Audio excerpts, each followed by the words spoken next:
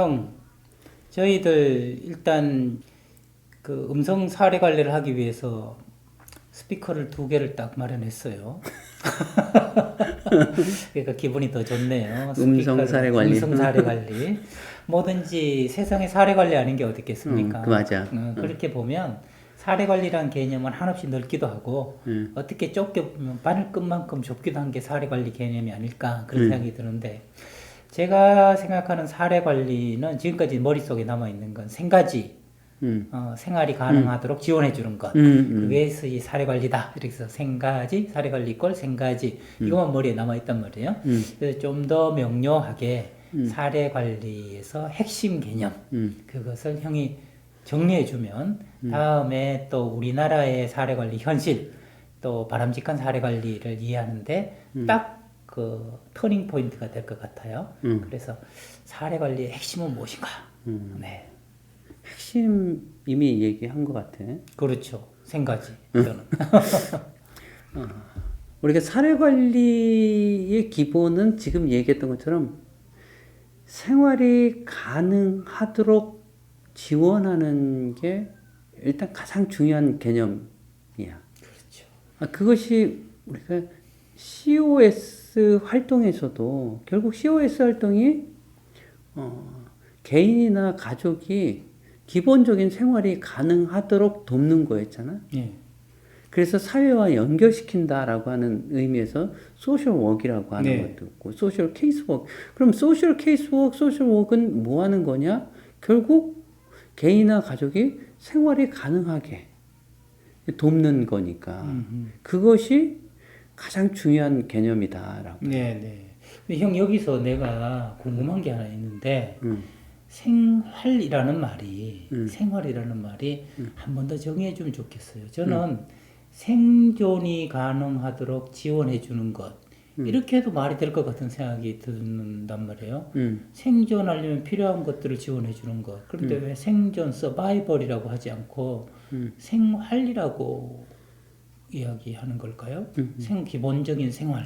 내가 생각할 때는 네. 생존은 네. 보다 소극적 개념이고 생활은 보다 적극적 개념 같아. 생존은 사실은 범위도 좁죠. 근데 생활하면 좀 확 넓어져 버리죠. 내가 그죠? 생존한다라고 하는 것하고 거기서 더 나가서 내가 생활하면서 나의 삶을 만들어가고 나의 자아를 실현해 간다라고 하는 맥락에서 생존보다는 생활이 보다 더 적극적 개념 아니냐라고. 그러면 이렇게 볼 수 있을까요? 생존은 어떻게 했든 동물적인 개념이라면 생활은 인간적인 개념.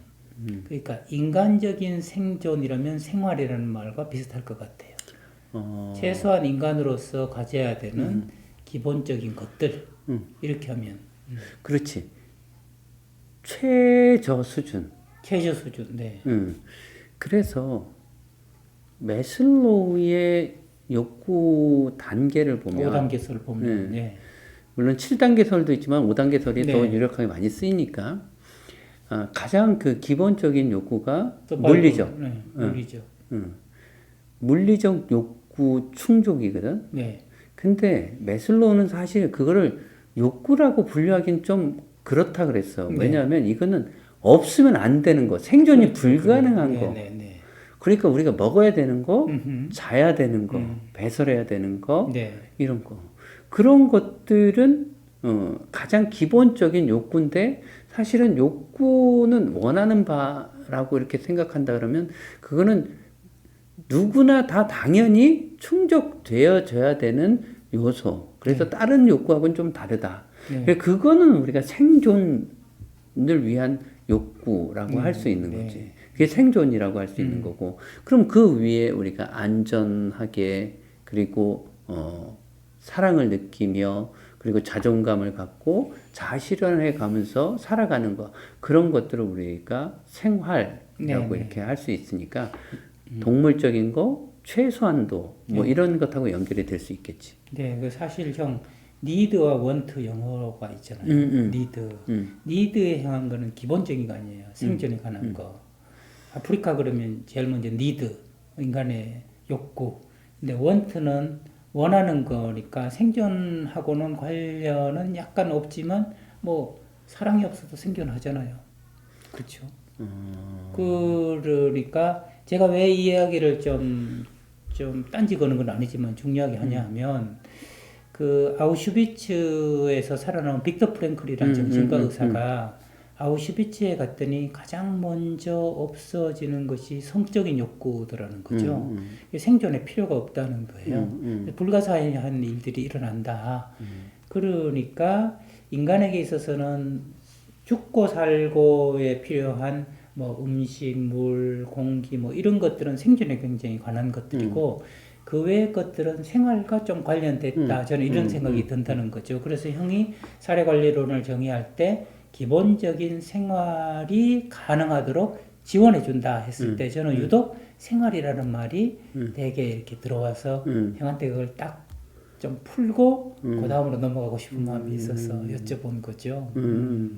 근데 이제 생존보다 조금 더 포괄적인 개념이다. 형은 이렇게 이야기한 거잖아요. 인간이.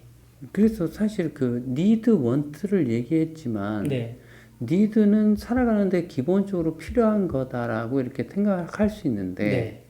그런데 그거를 사회복지에서 네. 그리고 사회에서는 지금은 보다 더 적극적인 개념에서 love needs 그것도 needs 아하, love needs. 네. 그리고 이 self esteem needs 자존감 그 자아 실현 네. self actualization 네. 그것도 needs로 그러니까 그 우리가 살아가는데 인간으로서 살아간다 그러면 사실 그 피지컬 니즈 이 물리적인 욕구만 충족된다 그러면 그거는 정말 동물처럼 살아가는 거니까 인간으로서 살아가려면 기본적으로 자존감도 가지고 있어야 되고 자아 실현도 해야 된다라고 하는 맥락에서 니즈를 우리는 쓰고 있는 것 같아.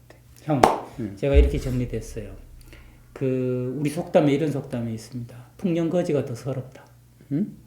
풍년거지가 더 서럽다고요. 모두가 가난할 때는 나도 가난한 게 그렇게 서럽지 않은데 모두가 잘 살아요. 그럼 내가 가난한 거는 굉장히 서럽다는 거죠. 그래서 풍년의 거지가 흉년의 거지보다 더 서럽다라는 말이 나오는 건데 저는 이걸 뭐라고 하냐면 옛날에 모두가 흉년일 때는 먹고 사는 것만 니즈로 포함이 되지만 이 기본적인 생활 수준이 다들 올라가서 현대 사회에서는 다른 것들도 니즈, 기본적인 니즈가 된다. 그런 상황에서 옛날에 그 원시시대 때 살았던 그것만 봐서 생존만 가지고 보장해 주는 게 복지다. 이렇게 얘기할 수는 없다. 됐다는 거죠. 그러니까 이 사회적 맥락과 역사적 맥락 속에서의 니즈가 새롭게 재규정되고 적극적으로 규정되면서 생존이라 쓰지 않고 기본적인 생활을 보장해주는 이렇게 되는 거다. 알겠습니다. 이제 군더더기 없이 이해가 딱 됐어요. 근데 네. 그것도 네. 우리가 이 사회가 발전해 오면서 그 표현을 썼잖아. 네. 그러니까 1800년대 후반이나 1900년대 초반에 기본적인 생활이라고 하는 개념하고 그러니까요. 오늘날의 기본적인 생활이라고 하는 개념은 다르다. 다를 수밖에 없다. 그렇지. 아마 그 메리 리치몬드 그 시기에 기본적인 생활이라고 했을 때 자존 욕구라든지 자아 실현 욕구라든지 그것까지 생각하지는 않았을 거야. 기본적으로 물리적인 욕구와 그 다음에 안전 욕구 정도 이렇게 생각하지 않았을까. 그러다가 이제 거기에 이 love needs 사랑 욕구 그리고 자존 욕구, 자아 실현 욕구까지 우리가 이제 넓혀가는 거지. 그런 의미에서 우리는 예전에는 사실 아주 기본적인 생계 유지가 가능하도록 돕는 거였다 그러면 생계 유지. 지금은 자아 실현을 해가면서 살 수 있도록 돕는 거. 아하. 우리가 그거까지를 우리가 기본적인 생활이 가능한 걸로 우리는 두고 접근해야 되지 않을까 이렇게 생각이 돼. 우선 기본적인 생활을 보장하는 거, 요거가 중요한 핵심 개념이고 또 하나는 사회 서비스가 또 핵심 개념인 거야. 사회 서비스. 사회 서비스. 우리는 기본적으로 자선 사업을 하는 게 아니잖아. 전문직으로서 사회 사업을 하고 있는 거란 말이에요. 그렇다 그러면 이 사회 사업 실천이 급격하게 발달하게 된 그 계기도 1960년대 많은 사회 서비스들이 개발되면서부터라고 얘기했었잖아요. 그러니까 그 사회 서비스가 우리가 기본적으로 생활하는데 필요한 것들, 그런 것들을 공급하기 위해서 만들어진 거고, 그렇다 그러면 사회 사업가의 기본적인 역할은 그 개인이나 가족과 이 사회 서비스를 연결시키는 거.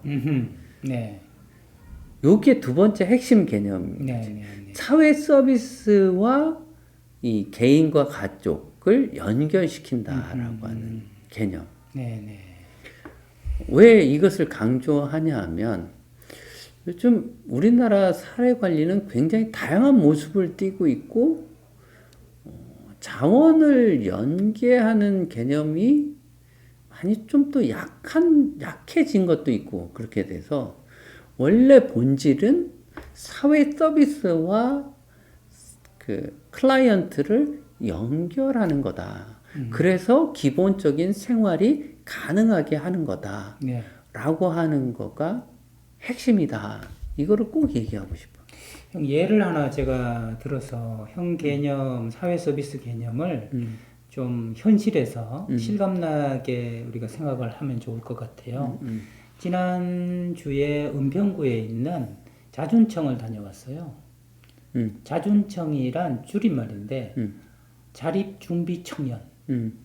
예전에는 보육 종료 아동이라고 보호 종료 아동이라고 써서 보육원에 있는 아이들이 18살이 되면 사회로 500만 원을 자립지원금을 주고 내보냈다는 거죠.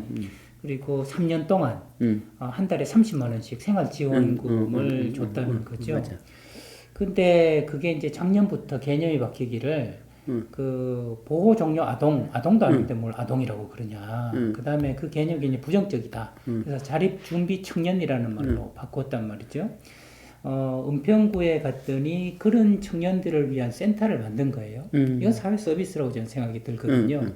그 다음에 서강대를 만든 예수회에서 그 기쁨 나눔 재단이라는 걸 만들어 가지고 자립 준비 청년을 위해서 은평구에 올 7월에 건물 하나에 3층에는 밥집 알로라고 하는 밥집을 만들고 4층에는 또 카페를 만들었어요. 카페를 만들어서 카페 알로. 그걸 만들어서 이 청년들한테 은평구에 보면 크게 꿈나무 마을이 있고 은평천사원에서 이제 가장 큰 보육원인데 거기 있는 아이들이 이제 16살에서 자립하게 되면 막막하니까 뭐 주택공사를 통해서 집을 어떻게 좀 알아보는 거라든지 이런 것들을 쭉 연결해 주는 것으로서 자준청 센터가 생겼더라고요. 그래서 가서 저한테 상담을 해주는 이런 상담 서비스를 좀 제공해 주라. 그래서 그 아이들을 만나서 상담 서비스를 2시간 하고 밥집 가서 밥을 같이 먹고 이랬다는 거죠. 그랬을 때 이 사회적 서비스라고 얘기하는 것은 국가에서 500 주고 요즘은 옮겨서 5년에 35만 원씩 주거든요. 그거를 이 아이들한테 연결시켜 주는 것. 그 다음에 그 나가 있으면서도 언제든지 하루에 한 끼는 무료로 이 밥집에 와서 먹을 수 있도록 해주는 것. 쉬고 싶을 때 위에 올라가서 좀 커피를 마시고 무료로 마실 수 있는 것. 상담이 필요할 때 자준청 센터에 와서 저랑 또 상담을 할 수 있도록 이렇게 지원해 주는 것. 이렇게 연결해 주는 것을 거기 팀장님이 매니저를 할 때 이것이 하나의 사례 관리다. 이렇게 얘기할 수 있는 건가요? 그렇지. 네. 바로 그거야. 네. 그러니까 우리 이 박사 어머니도 요양 등급을 받았잖아. 네네네. 네. 우리 어머니도 요양 등급을 받았거든. 네. 그래서 요양 서비스를 받아. 그렇죠. 그러니까 우리 어머니가 요양 서비스라고 하는 사회 서비스 이것이 처음에 이제 자격이 되냐 안 되냐 네. 이런 것들을 확인해서 그것을 자격이 됐을 때 연결시켜서 그 서비스를 받게 한다. 네. 그게 사회 관리하는 거지. 그러니까 사회에서 지금 제공되는 다양한 서비스들. 네. 예를 들어서 청년들 뭐 룸 쉐어링 한다, 뭐 지자체나 이런 데가 네네. 그것도 역시 사회 서비스. 네네. 또 보니까 월세 지원해 주는 것도 있더라고. 그래, 맞아요. 응.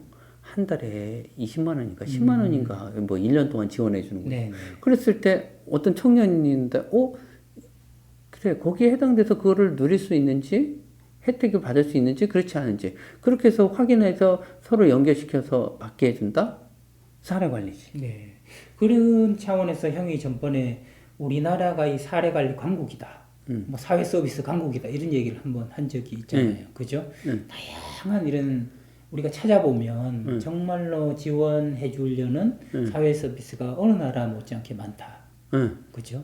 근데 결국은 그것이 어디 있는지를 어디 있는지를 알고 노하우 어떻게 연결시켜야 되는지를 아는 사람이 사례 관리자다.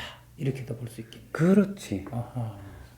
지금 그 얘기가 중요한데 우리는 복지관이라고 하는 곳에서 주로 사례관리를 할 때 네. 복지관 자체가 가지고 있는 거를 제공해 주는 거. 물론 그것도 이제 필요한 거고. 네네. 그리고 이제 개발해서 이렇게 연결해 주고 이렇게 되는데 사실 지금 방금 이 박사가 얘기한 것처럼 사례 관리자는 사회 서비스에 대해서 잘 알아야 돼. 목록을 가지고 있어야 돼. 리스트를. 그렇지. 네. 그래서 해당하는 것이 없나, 그게 연결시켜 주는 것이 먼저고, 네. 사실은 연결시켜 주면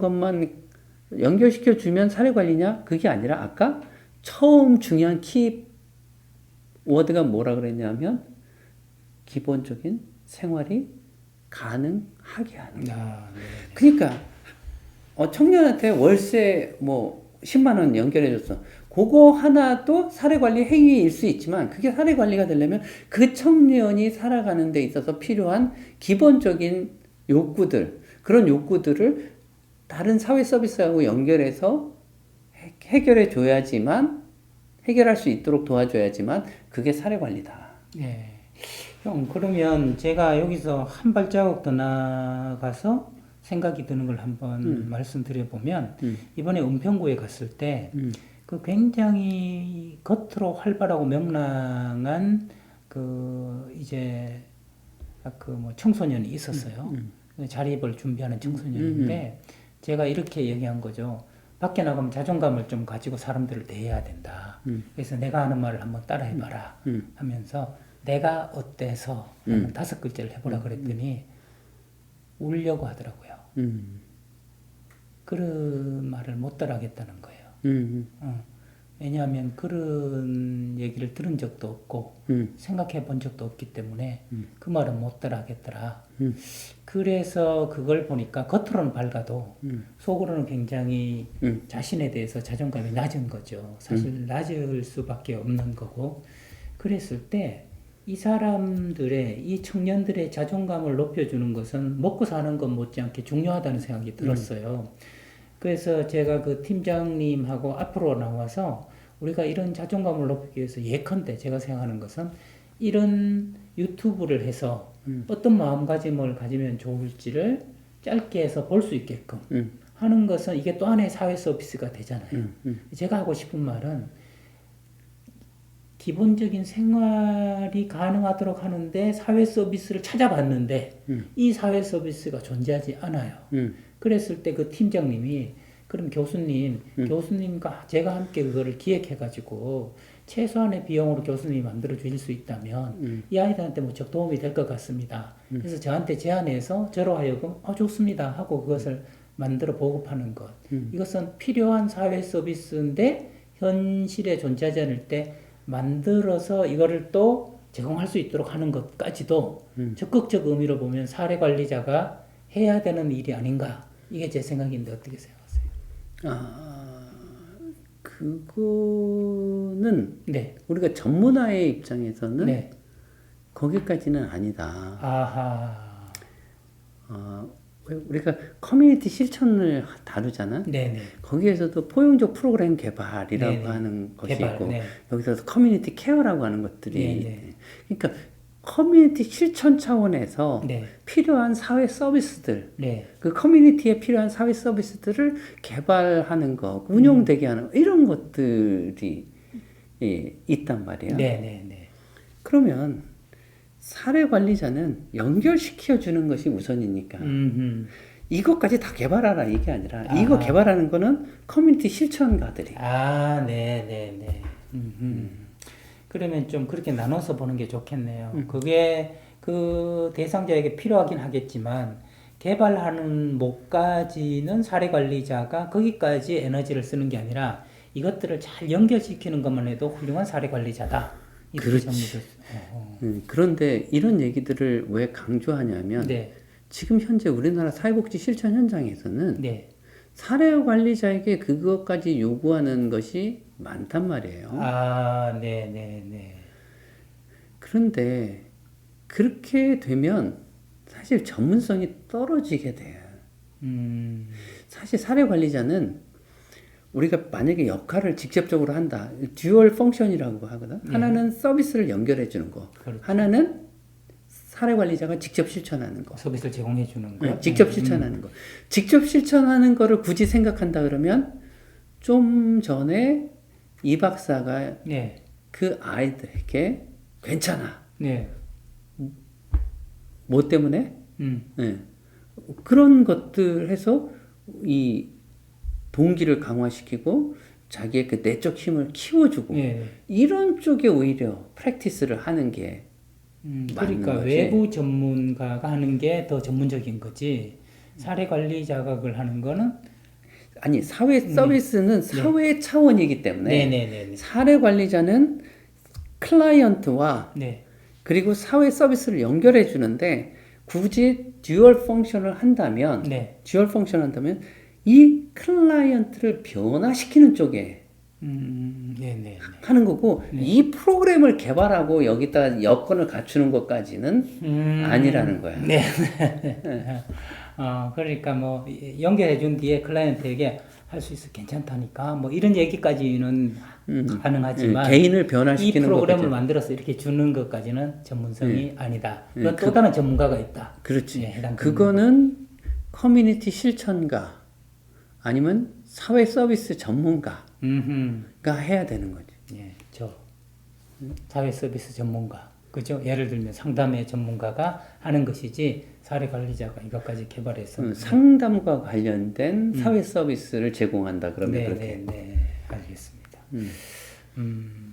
이게 어떤 것도 무한대로 할 수는 없는 것이고 그 역할의 어떤 한계점, 그 역할의 고유성 이런 것들이 있는 거다 하는 걸 알게 되겠네요. 그러면 사례 관리는 생가지에다가 사회 서비스라는 것이 핵심 개념이다. 사회 서비스의 연결. 사회에서 연결. 네. 그죠? 그리고 거기다 덧붙여서 만약에 사례 관리자가 네. 듀얼 펑션을 하게 된다 그러면 네. 그러면 이 사회 쪽이 아니라 클라이언트 쪽에 지지하고 격려하고 동기부여하고 네네. 이렇게 하는 거 예. 그것으로서 그 연결과 그거를 강화해 나가는 거를 우리가 듀얼 펑션으로 하더라도 이것까지는 아니다. 알겠습니다.